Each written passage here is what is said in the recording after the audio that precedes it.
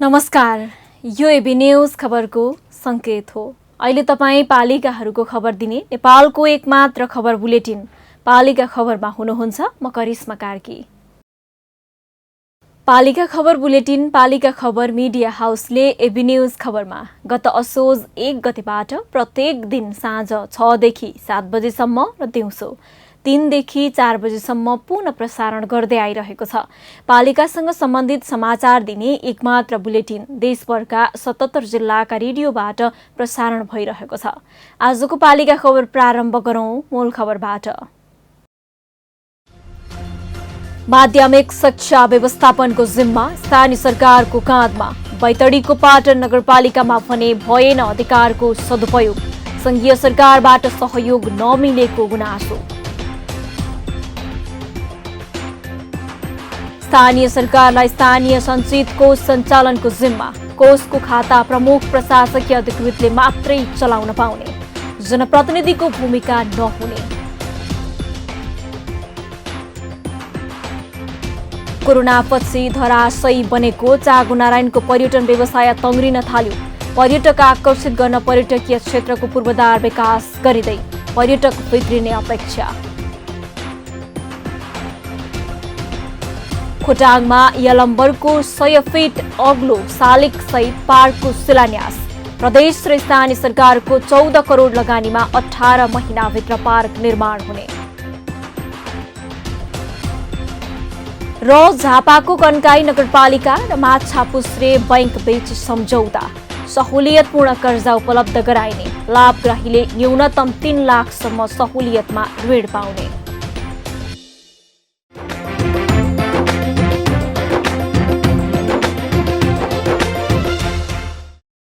पालिका खबर अब विस्तारमा। नेपालको संविधानले व्यवस्था गरे अनुरूप 3 तहका सरकार गठन भई कार्य सञ्चालन प्रारम्भ भएको पनि 4 वर्ष पूरा भइसकेको छ। संविधानत माध्यमिक शिक्षासम्मको जिम्मेवारी र अधिकार स्थानीय सरकार मातहत व्यवस्था गरिएको छ। कक्षा 12 सम्मको शिक्षालाई व्यवस्थापन गर्ने जिम्मेवारी स्थानीय तहलाई दिए पनि शिक्षकको तलब, कक्षागत विषय निर्धारण लगायतका अधिकार संघीय सरकार मातहत छन्। शिक्षा क्षेत्र स्थानीय तह मातहत आउँदा हुने भनिएको प्रगति शिक्षा क्षेत्रमा देख्न सकिएको छैन। न त राजनैतिक पृष्ठभूमिबाट आएका जनप्रतिनिधिले नै शिक्षामा आमूल परिवर्तन ल्याउन सक्ने योजना बनाउन सकेका छन्। बैतडीबाट पालिका खबरदाता सीपी लोहियाको रिपोर्ट। माध्यमिक तहसम्मको शिक्षालाई व्यवस्थापन गर्ने अधिकार अहिले स्थानीय तहलाई दिएको छ। स्थानीय तहहरू बनेसँगै स्थानीय तहमा शिक्षाको अधिकार आएको हो। शिक्षाको अधिकार आए पनि शिक्षकलाई तलब भत्ता दिने विषय तथा संकाय तोक्नेदेखि पाठ्यक्रम पाठ्य सामग्री बनाउने काम भने केन्द्र सरकारकै मातहतमा छ। जसकारण शिक्षा क्षेत्र स्थानीय तह मातहत आए पनि केही प्रगति हुन सकेको पाइँदैन। स्थानीय तहलाई केही अधिकार दिइयो तर सबै अधिकार दिइएन। न जनशक्ति दिइयो न त यस विषयमा स्थानीय तह नै मजबुत बनाइए। स्थानीय तहले आफैले बनाएका शिक्षा नीति समेत कार्यान्वयन गर्न सकेका छैनन्। शिक्षामा केही प्रगति नै भएको छैन भन्दा पनि हुन्छ। समस्या सर अलिकति अब स्थानीय सरकारलाई यो व्यवस्थापनको जिम्मेवारी दियो सबै कक्षा 1 देखि 12 सम्मको शिक्षाको। तर त्यो अब अधिकार माथिबाट भयो भन्नाले स्थानीय सरकारले पनि सबै चिजहरू आफ्नो अनुकूल गर्न सकेको देखिँदैन। जस्तो टिचरहरू व्यवस्थापनको कुरो छ। यस आर्थिक वर्षमा नेपाल सरकारले यो विद्यालय कर्मचारीहरू र शिशुहरूको तलब स्थानीय सरकारले थप गरेर 8,000 मा थप गरेर 7,000 15,000 पुगाउने न्यूनतम तलब भन्ने भयो। तर स्थानीय सरकारले अहिले दिन मानिरहेको छैन। विद्यालयमा शिशु कर्मचारीहरू आन्दोलित छन्। विद्यालयमा यो तलब खुवाउने समय पठन पाठनमा पनि बाधा भइरहेको छ। स्थानीय तहका जनप्रतिनिधिलाई भौतिक विकास निर्माण बाहेक अरू काममा खासै ध्यान गएको देखिँदैन। अहिले दिएको शिक्षाको अधिकारको सन्तोषजनक ढङ्गले कुनै पनि स्थानीय तहले सदुपयोग भने गरेको पाइँदैन। न त शिक्षा क्षेत्र सुधारमा देखिने खालको प्रगति नै भएको छ। शिक्षालाई हेर्ने स्थानीय तहलाई अधिकार दिए पनि अधिकार चाहिँ त्यसको सदुपयोग गर्न सकिएको अवस्था छैन। किनभने त्यसअनुसारको विषयवस्तु, त्यसअनुसारको पाठ्यक्रम, त्यसअनुसारको चाहिँ अब पाठ्य सामग्रीहरू, सन्दर्भ सामग्रीहरूको धेरै जोड गर्नुपर्ने र आवश्यक चाहिँ केही नियमावलीहरू अथवा नियमहरूको पनि तर्जुमा गर्नुपर्ने अवस्था हुन्छ र त्यो सिर्जना गर्न नसकेको भनौँ न, त्यस्तो परिवेश सिर्जना गर्न नसकेको, स्थानीय लेभलले सिर्जना गर्न नसकेको अवस्थामा विज्ञहरूको उपलब्धता अनि चाहिँ भनौँ न नियमावलीहरू बनाउन नसकेको अवस्था। स्थानीय तहको स्थापना पश्चात शिक्षा क्षेत्रको सुधार होला भनेर शिक्षाको अधिकार पालिकालाई दिए पनि अधिकारको सदुपयोग हुन नसकेको दृष्टान्त बैतडीमा प्रष्ट भेटिन्छ। उसो त स्थानीय तहको शिक्षा शाखामा तोकी अनुसारको दरबन्दीका कर्मचारी पनि छैनन्। अब यो स्थानीय तहलाई अधिकार दिएका कुराहरू, संवैधानिक जो अधिकार हामीले दिया छ भन्ने कुराहरू छ नि, कागजमा खोस्टमा लेख्दैमा ती सबै कुराहरू अधिकार संस्कृत रूपमा आफै जाने होइन। त्यसको लागि चाहिँ केन्द्र सरकारले पनि त्यो कुरो चाहिँ बुझ्नु पर्यो कि म जहिले पनि एउटा कुरा के भन्छु भनेपछि अधिकार दिइसकेपछि त्यो अधिकार कार्यान्वयन गर्ने जिम्मेवारी स्थानीय सरकारको हो भनेपछि स्थानीय सरकारलाई पनि स्थानीय सरकारले माग गरे बमोजिम माथिबाट केन्द्रबाट चाहिँ हामीलाई पनि दरबन्दीका कुरा देखाउन लिएर अन्य कुराहरू चाहिँ यसलाई कसरी सञ्चालन गर्ने भन्ने हामीले त्यो कुराहरूको बारेमा चाहिँ राख्दाखेरि त्यो केन्द्रले पनि सुनिदिनु पर्यो कि। अब यस्तो किसिमको सुन्ने परिपाटी पनि नभएको अवस्था पनि छ। त्यो किसिमले म्यानेजमेन्ट गर्न चाहिँ सक्ने अवस्था किन छैन भनेपछि त्यस्तो जुन स्थानीय तहसँग चाहिँ आफ्नो रिसोर्सहरू छैन।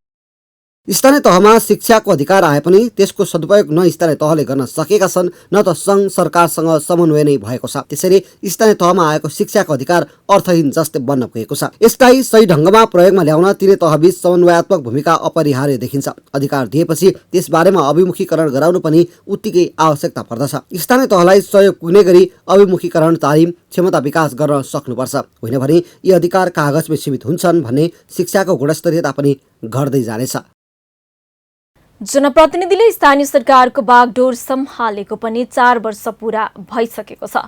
4 वर्षमा कतिपय स्थानीय तहमा कोषको रकम दुरुपयोग भएको, आर्थिक अपचलन बढेको आरोप खेप्दै आएका छन्। जनप्रतिनिधिबाटै आर्थिक स्थानीय सञ्चित कोषको रकम हिनामिना भइरहेको गुनासो पनि आउने गरेको छ। तर संविधानले भने जनप्रतिनिधिलाई आर्थिक कारोबार गर्ने गरी कुनै अधिकार दिएको छैन। स्थानीय सञ्चित कोष, आकस्मिक र अवकाश कोष सञ्चालन गर्ने जिम्मा प्रमुख प्रशासकीय अधिकृतलाई नै दिएको छ। त्यसो भए कसले र कसरी कोष सञ्चालन हुन्छ त? हेरौँ यो जानकारीमूलक रिपोर्ट। संविधानको धारा 229 र स्थानीय सरकार सञ्चालन ऐन 2074 को दफा 69 बमोजिम प्रत्येक गाउँपालिका र नगरपालिकामा मूल कोषका रूपमा एक स्थानीय सञ्चित कोष रहन्छ। स्थानीय सञ्चित कोषमा प्राप्त हुन आउने सबै रकम बैंकमा खाता खोली जम्मा गर्ने र स्थानीय कानून बनाएर रकम खर्च गर्न मिल्छ। स्थानीय तहमा स्थानीय कानून बमोजिम आकस्मिक कोष र अवकाश कोष समेत रहने व्यवस्था गरेको छ। साथै खर्च खाता, चालु खर्च खाता, पुँजीगत खर्च खाता र धरौटी खाता रहने व्यवस्था गरिएको छ।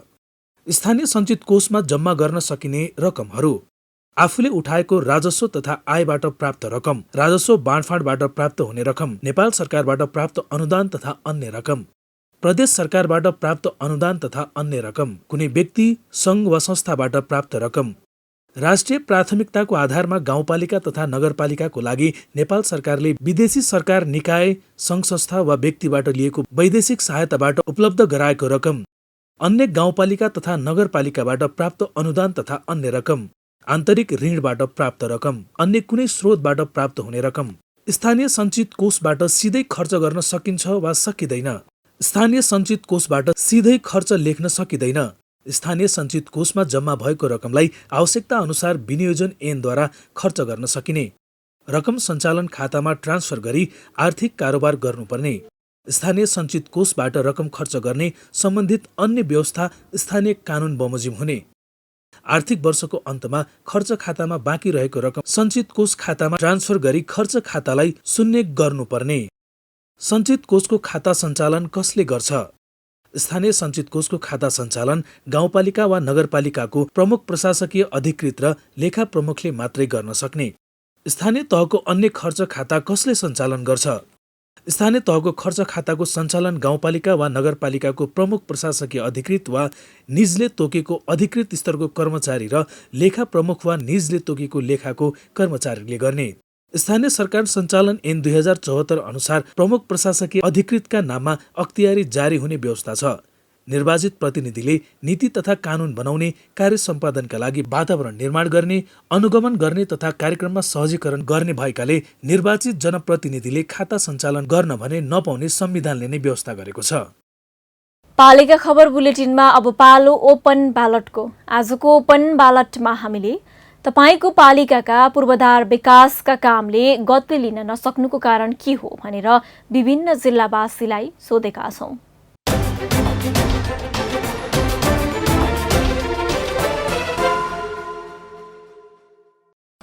जस्तै यो पूर्वाधारको कामहरू चाहिँ अलिक ढिलो हुनुमा चाहिँ स्थानीय निकाय र जुन त्यो टेन्डर राख्ने ठेकेदार कम्पनी दुईजना बिच चाहिँ कुनै ठाउँमा उनीहरूको मिलेमतो भएको र कुनै ठाउँमा दुईटा पक्ष बिचमा चाहिँ उनीहरूको समन्वय सहकार्य चाहिँ राम्रोसँग नभएको कारणले गर्दाखेरि ढिलो भइरहेको छ। ठुलो ठुलो बजेटहरू टेन्डर मार्फत गर्ने भएर टेन्डरहरूले चाहिँ आफू टेन्डर पार्ने र second person, third person, fourth, फिफ्थसम्म छैटौँ तहलेसम्म काम गर्ने हुनाले यो निर्माण कार्यहरूमा चाहिँ यो छैटौँ तहमा पुग्दा सीमित बजेट मात्रैले काम गर्नुपर्ने। अब ज्यालादारीहरूले धेरै ज्याला खोज्छन्। अहिलेको ज्याला भाउ चाहिँ महँगो छ, तर उनीहरूले चाहिँ त्यो थोरै सीमित बजेटले चाहिँ काम गर्नु पर्ने भएको कारणले पनि ढिलो भएको जस्तो एउटा मलाई लाग्छ। सरकारले जुन स्थानीय तह नेताहरू हुनुहुन्छ उहाँ नै अलिकति कमजोरी भएको जस्तो लाग्छ मलाई। उहाँले राम्रो नहेरिदिएर होला। यो भौतिक विकास अथवा पूर्वाधारको क्षेत्रमा कमजोर अवस्था किन देखिन्छ भने मुख्य कुरा यो भौगोलिक बनावटको कारणले पनि हो हैन। पहाडी क्षेत्रमा अलिकति भौगोलिक विकटता छ। सबै ठाउँमा भने जस्तो पूर्वाधार निर्माण बन्न सक्दैन। केही फाउन्डेसनका कारणले, केही चाहिँ तपाईँको क्षेत्रका कारणले पनि त्यहाँ अपेक्षाकृत भौतिक पूर्वाधार निर्माण गर्न नसकिएको अवस्था हुन्छ। यो पूर्वाधार निर्माणमा गुणस्तरीय काम हुन नसक्नुको प्रमुख कारण जनप्रतिनिधिहरूमा दीर्घकालीन सोच नहुनु एउटा प्रमुख समस्या छ भने अर्को निर्माण व्यवसायीहरूले पनि गुणस्तरीय कामभन्दा कसरी छिटो सक्ने र कसरी धेरै कमाउने भन्ने ध्यान बढी गएकोले पूर्वाधारमा अहिले भइराखेका कामहरू एकदमै गुणस्तरहीन छन्। राजनीतिक खिचातानीको कारणले गर्दाखेरि यो भौतिक संरचनाहरू चाँडै द्रुत रूपमा चाहिँ विकास हुन नसकेको अवस्था छ।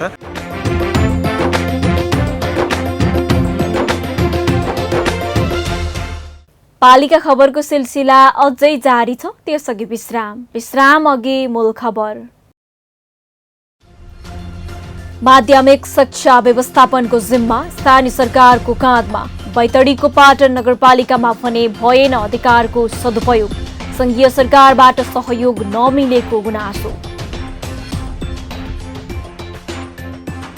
स्थानीय सरकारलाई स्थानीय सञ्चित कोष सञ्चालनको जिम्मा। कोषको खाता प्रमुख प्रशासकीय अधिकृतले मात्रै चलाउन पाउने। जनप्रतिनिधिको भूमिका नहुने। कोरोनापछि धराशयी बनेको चाँगुनारायणको पर्यटन व्यवसाय तङ्ग्रिन थाल्यो। पर्यटक आकर्षित गर्न पर्यटकीय क्षेत्रको पूर्वाधार विकास गरिँदै पर्यटक भित्रिने अपेक्षा। खोटाङमा यलम्बरको 100 फिट अग्लो शालिग सहित पार्कको शिलान्यास। प्रदेश र स्थानीय सरकारको 14 करोड लगानीमा 18 महिनाभित्र पार्क निर्माण हुने। र झापाको कन्काई नगरपालिका र माछापुच्छ्रे बैंक बीच सम्झौता। सहुलियतपूर्ण कर्जा उपलब्ध गराइने। लाभग्राहीले न्यूनतम 3 लाखसम्म सहुलियतमा ऋण पाउने।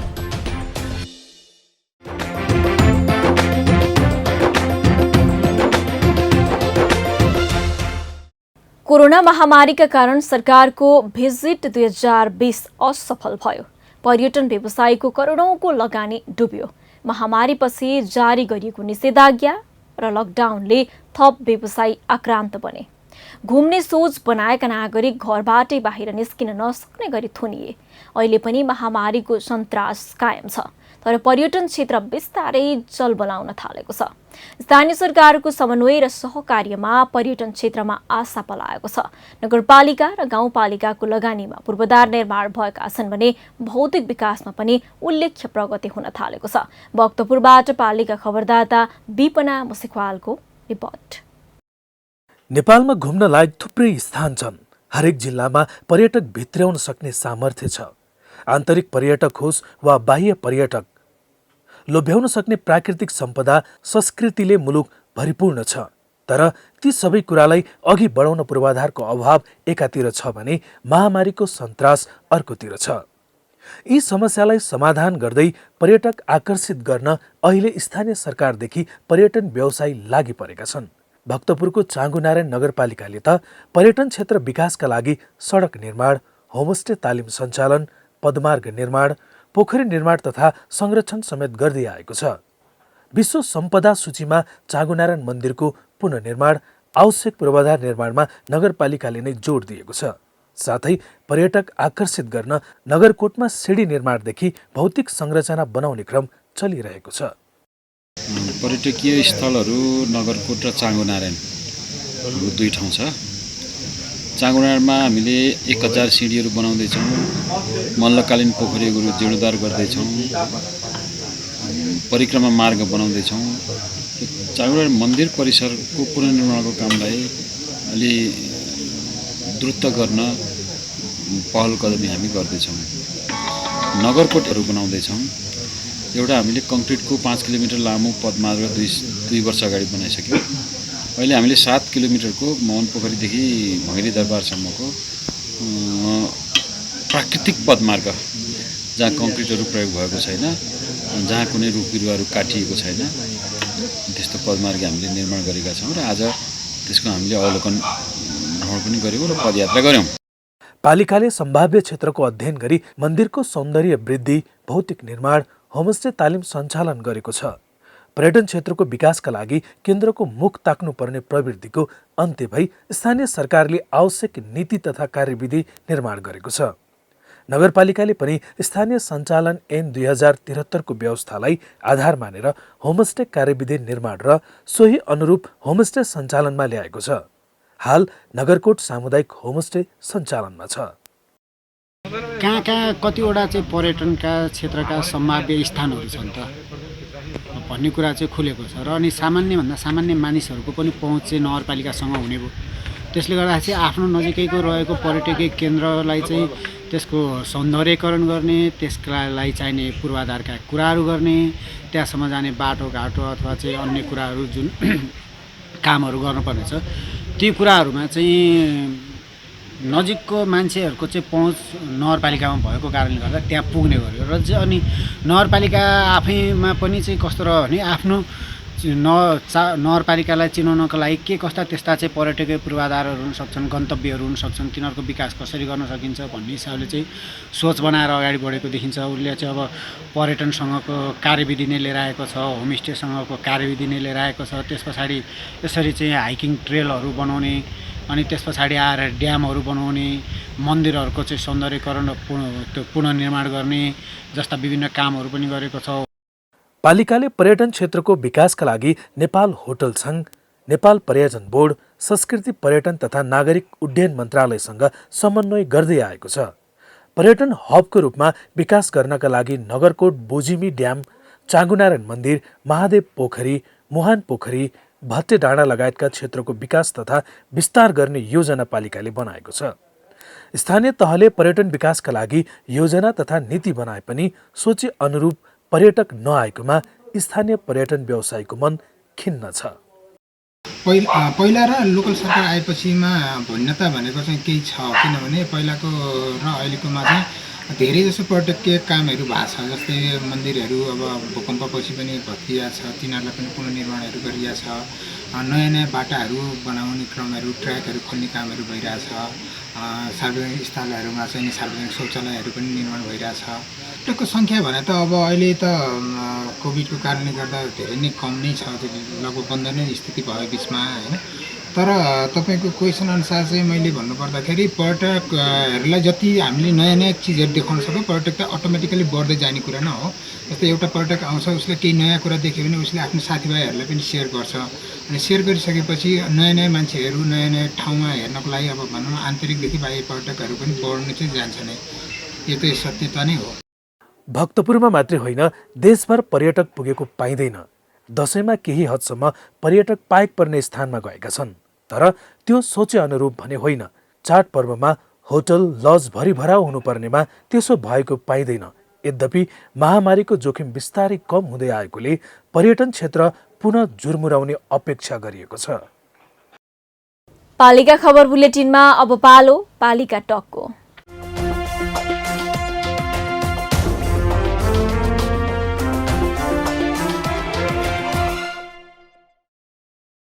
संघीय राजधानी रहेको जिल्ला काठमाडौँसँग सिमाना जोडिएको धादिङको धुनीबेसी नगरपालिका गाविसहरू गाभेर बनाइएको नगरपालिका हो।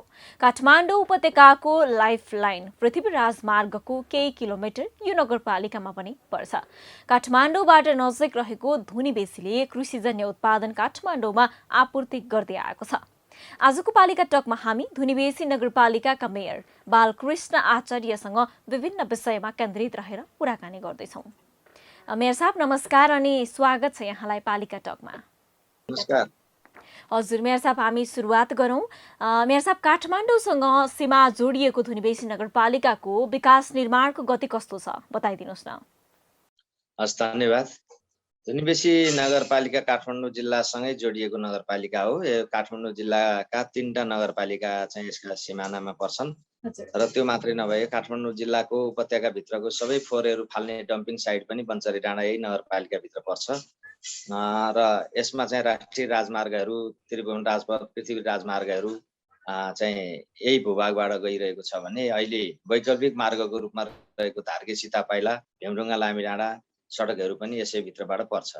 अब विकास निर्माणका कुराहरू गरिरहँदा अब हामीले केलाई विकास मान्ने भन्ने प्रश्न पहिलो आउँछ। हामीले सबै क्षेत्रमा नगरपालिकाले हामी जनप्रतिनिधि आइसकेपछि सबै क्षेत्र र भूगोलहरूलाई समेटेका छौँ।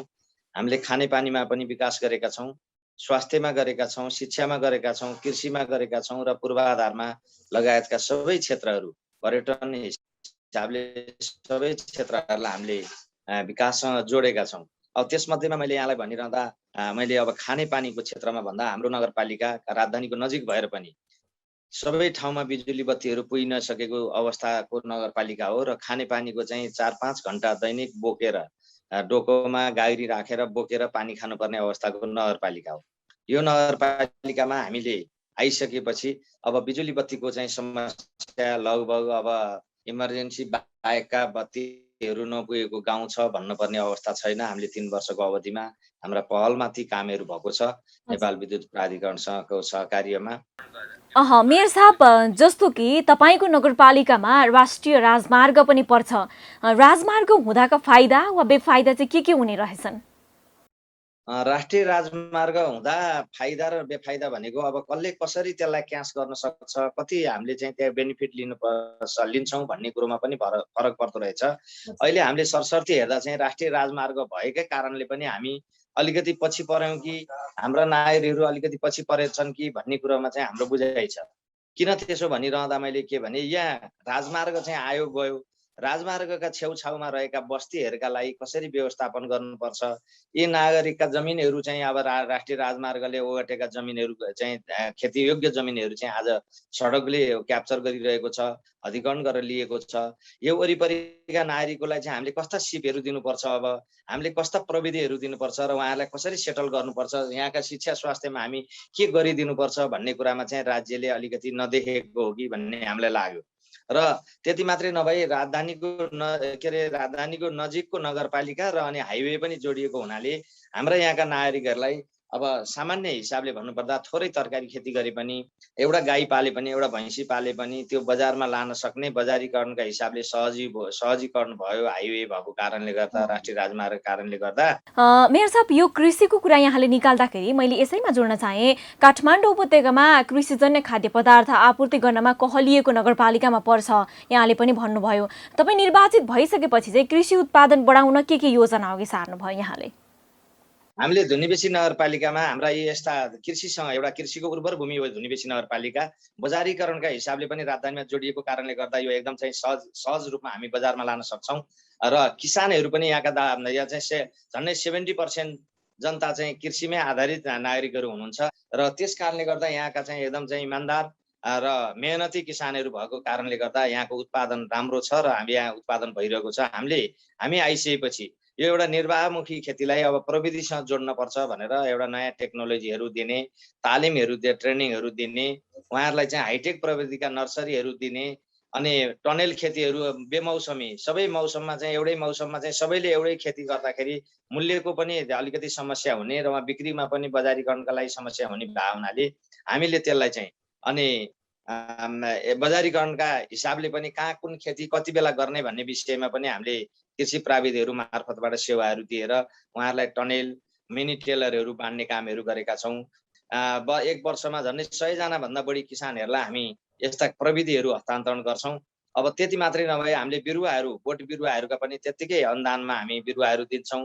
व्यावसायिक कृषि फर्महरू जसले बनाउँछ उहाँहरूलाई चाहिँ हामी टनेलहरू बनाउनको लागि सहयोग गर्छौँ लगायतका हाम्रा थुप्रै कृषिसँग जोडिएका प्राविधिक व्यवस्थापनदेखि सबै काममा हामीले कृषिलाई प्रमोट गर्दै अघि बढेका छौँ र तपाईँहरूले हामीले 10 वर्षमा मात्रै तुलना गर्ने ग्यापलाई हो भने हामीले उल्लेख्य हाम्रो नगरपालिकामा प्रविधिमा नगरपालिका निकै अघि बढेको छ कृषिमा।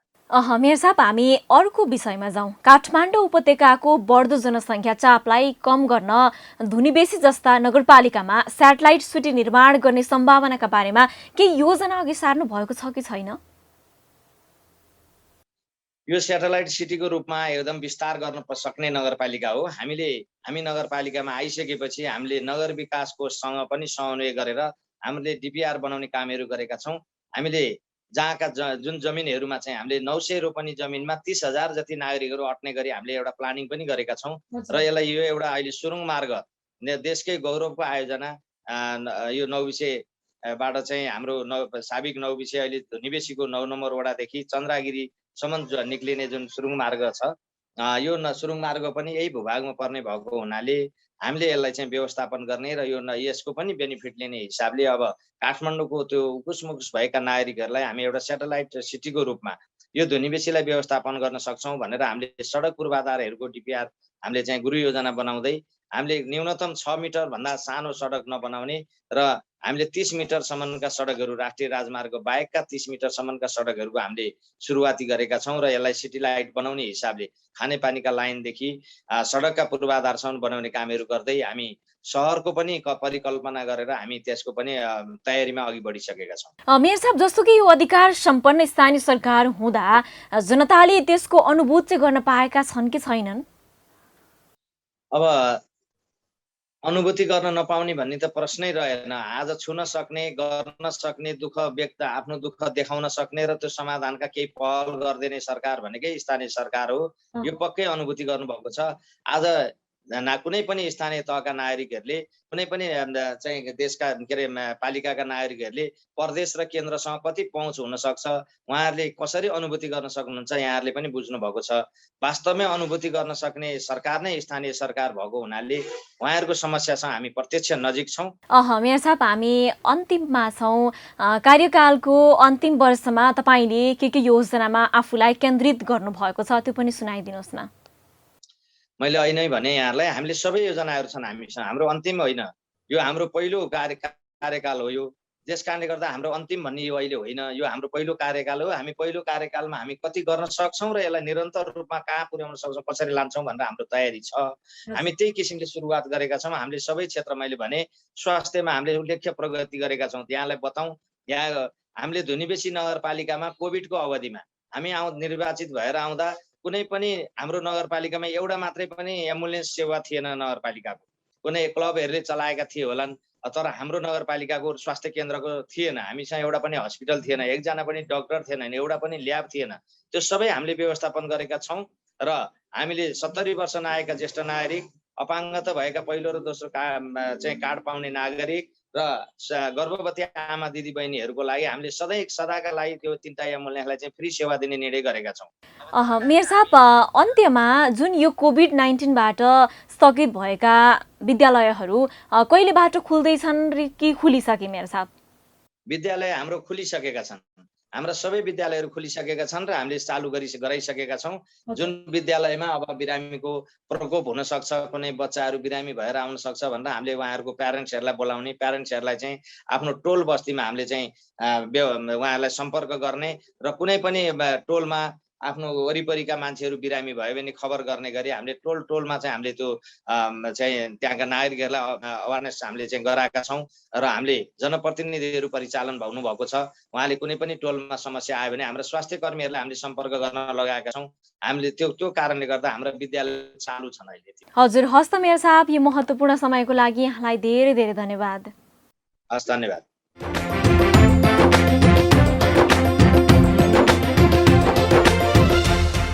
अब हट्ने छन् सबैका खबर। यो हो पालिका खबर।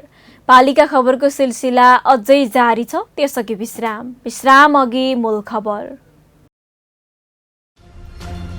माध्यमिक शिक्षा व्यवस्थापनको जिम्मा स्थानीय सरकारको काँधमा। बैतडीको पाटन नगरपालिकामा भने भएन अधिकारको सदुपयोग। संघीय सरकारबाट सहयोग नमिलेको गुनासो। स्थानीय सरकारलाई स्थानीय सञ्चित कोष सञ्चालनको जिम्मा। कोषको खाता प्रमुख प्रशासकीय अधिकृतले मात्रै चलाउन पाउने। जनप्रतिनिधिको भूमिका नहुने। कोरोनापछि धराशयी बनेको चाँगुनारायणको पर्यटन व्यवसाय तङ्ग्रिन थाल्यो। पर्यटक आकर्षित गर्न पर्यटकीय क्षेत्रको पूर्वाधार विकास गरिँदै पर्यटक भित्रिने अपेक्षा। खोटाङमा यलम्बरको 100 फिट अग्लो शालिग सहित पार्कको शिलान्यास। प्रदेश र स्थानीय सरकारको 14 करोड लगानीमा 18 महिनाभित्र पार्क निर्माण हुने। र झापाको कन्काई नगरपालिका र माछापुच्छ्रे बैंक बीच सम्झौता। सहुलियतपूर्ण कर्जा उपलब्ध गराइने। लाभग्राहीले न्यूनतम 3 लाखसम्म सहुलियतमा ऋण पाउने।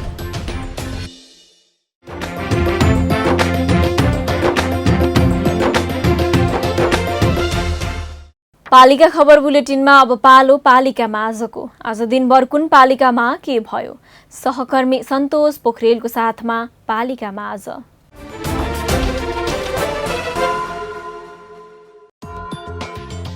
बाँकेको डडुवा गाउँपालिकाले ज्येष्ठ नागरिकलाई घरमै पुगेर उपचार गर्न थाल्यो। सेवा कार्ड वितरण गर्दै कार्यक्रमको शुभारम्भ।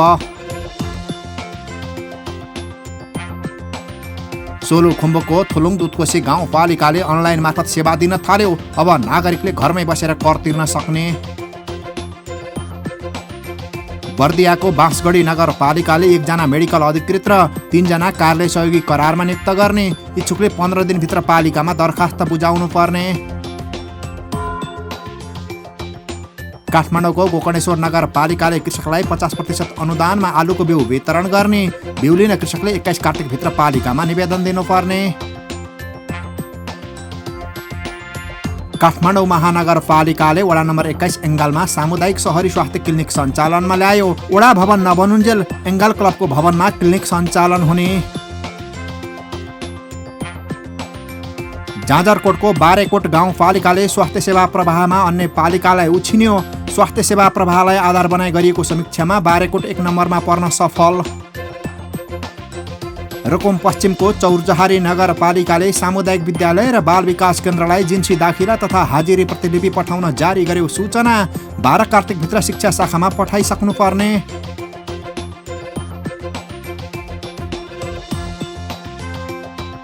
तनहुँका 10 पालिकामध्ये 2 पालिका कोरोना मुक्त। आबु खैरेनी र देवघाट गाउँपालिकामा कोरोनाका संक्रमित 0। सिन्धुलीको मरेनी गाउँपालिकाले द्वन्द्व पीडित परिवारका बालबालिकालाई छात्रवृत्ति दिने। कक्षा 12 सम्म अध्ययनरत बालबालिकाका अभिभावकले 30 दिनभित्र पालिकामा निवेदन दिनुपर्ने। सुनसरीको इटहरी उपमहानगरपालिका वडा नम्बर 14 को कार्यालय भवनको गरियो शिलान्यास। वडा अध्यक्ष रमेश चौधरीले 21 धुर जग्गा भवन निर्माणका लागि गरे प्रदान।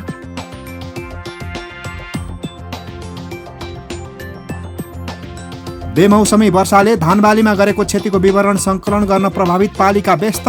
लगत सङ्कलनपछि पुनर्स्थापना र राहत सहयोग गरिने।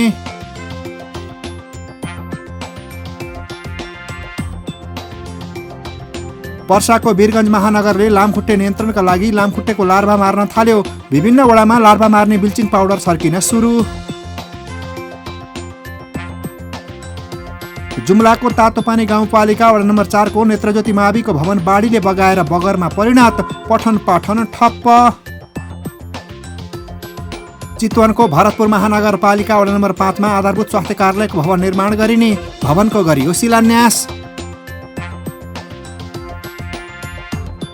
दाङको घोराई उपमहानगरपालिकाको आयोजनामा गत वर्ष स्वास्थ्य संस्थाबाट भएको पोषण कार्यक्रमको समीक्षा सुरु, कार्यक्रममा जनप्रतिनिधि र कर्मचारीको सहभागिता। भिरबाट खसेको ढुङ्गा लागेर मृत्यु भएकी डडेलधुराको आलिताल गाउँपालिका वडा नम्बर 8 की 50 वर्षीय पार्वती खड्काको परिवारलाई राहत रकम प्रदान, प्रमुख जिल्ला अधिकारी मोहन राज जोशीले गरे 2 लाख रुपैयाँ हस्तान्तरण।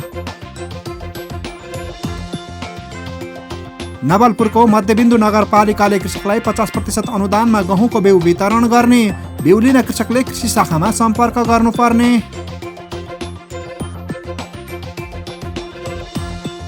ललितपुरको गोदावरी नगरपालिकाले ज्येष्ठ नागरिकलाई उच्च रक्तचाप र मधुमेहको औषधि वितरण गर्न थाल्यो, 70 वर्ष नागेका व्यक्तिले औषधि निशुल्क पाउने।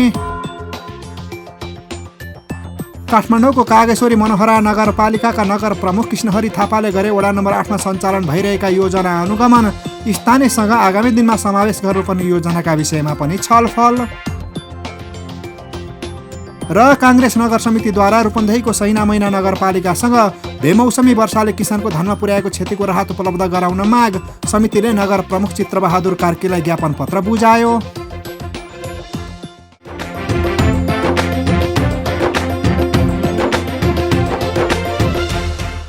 यलम्बर प्रथम किराँती राजा हुन् जसले किराँतीहरूको रहनसहन, व्यापार लगायत रीतिथिति, संस्कार र संस्कृति जोगाएका थिए। काठमाडौँ उपत्यकामा तत्कालीन समयमा रहेको गोपाल वंश राजालाई पराजित गरी काठमाडौँ उपत्यकालाई आफ्नो राज्य स्थापित गर्ने पहिलो ठूलो किराँती राजा यलम्बरको इतिहास अझै पनि पढ्न र सुन्न पाइन्छ।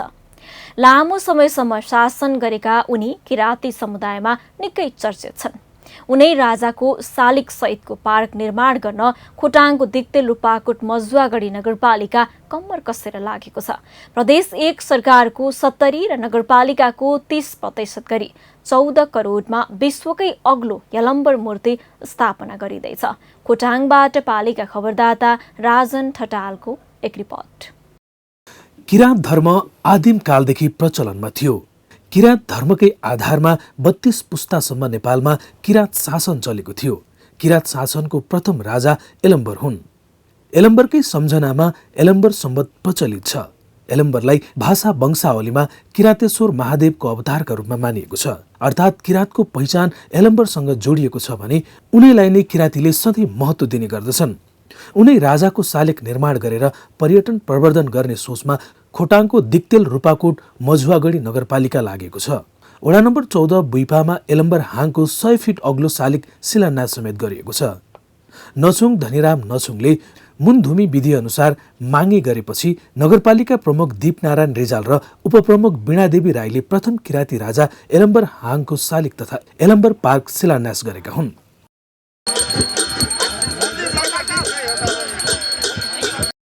दिक्तेल र उदयपुरको गाईघाट जोड्ने महुरे फोक्सिङ टार सडकले छोएको पञ्चर दोबाटोमा रहेको करिब 30 रोपनी सार्वजनिक जग्गाभित्र चोभारको मञ्जुश्री पार्कको शैलीमा यलम्बर हाङको शालिग तथा यलम्बर पार्क निर्माण सुरु गरिएको हो।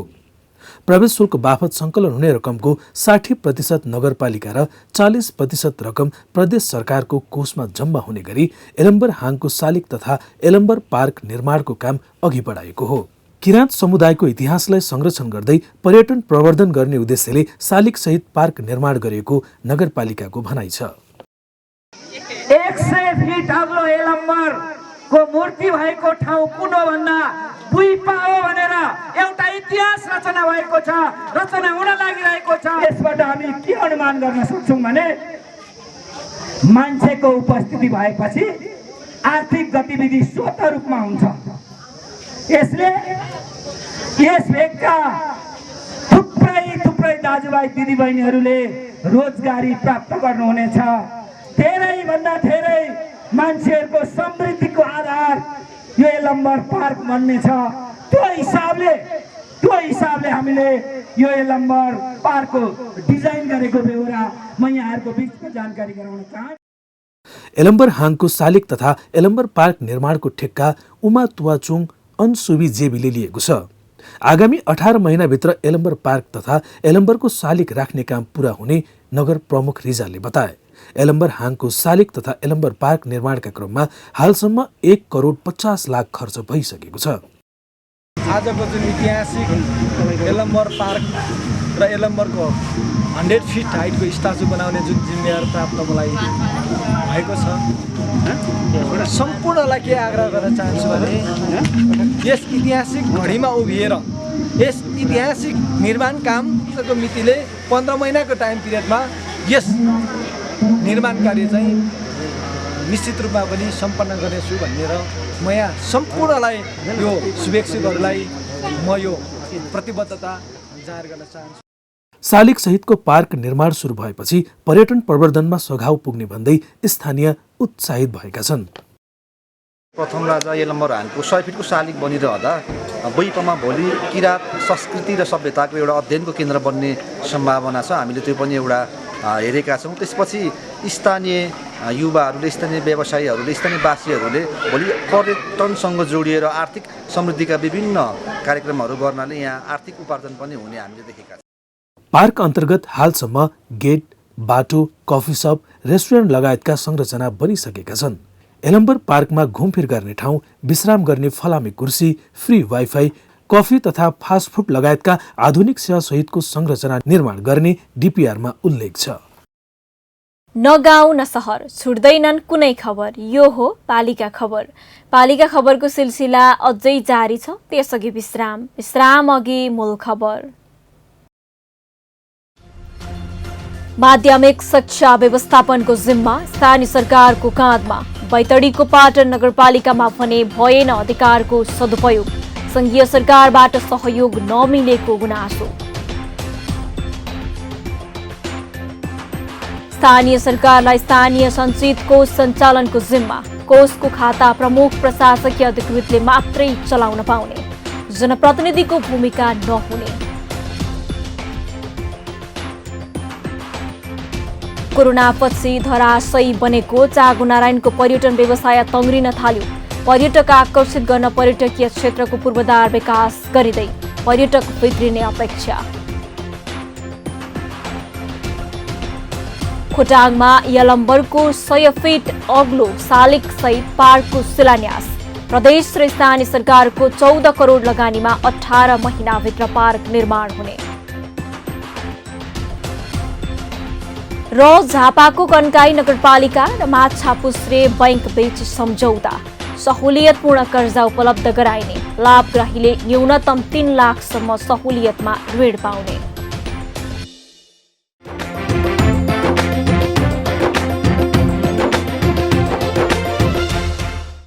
स्थानीय तहको निर्वाचन भएको 4 वर्ष भयो।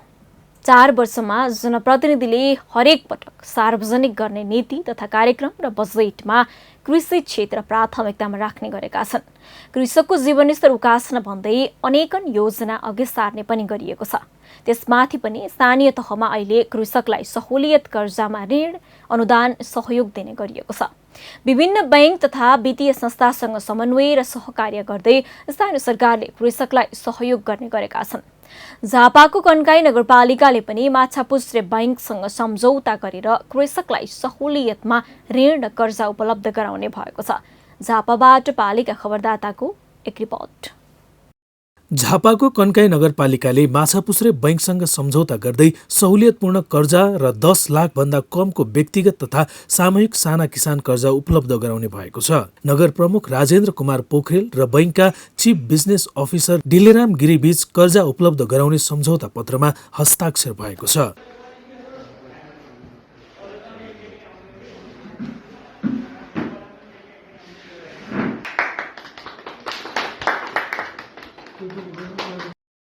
सम्झौता अनुसार नगरपालिकाले सिफारिस गरेका व्यक्ति फर्मलाई नेपाल राष्ट्र बैंकद्वारा जारी सहुलियतपूर्ण कर्जाका लागि ब्याज अनुदान सम्बन्धी एकीकृत कार्यविधि 2075 तेस्रो संशोधनमा उल्लेख भए बमोजिम कर्जा उपलब्ध गराइनेछ। यस्तै 10 लाख भन्दा कमको व्यक्तिगत तथा सामूहिक साना किसान कर्जा, व्यावसायिक कृषि तथा पशुपन्छी कर्जा उपलब्ध गराउने सम्बन्धमा सम्झौता भएको छ।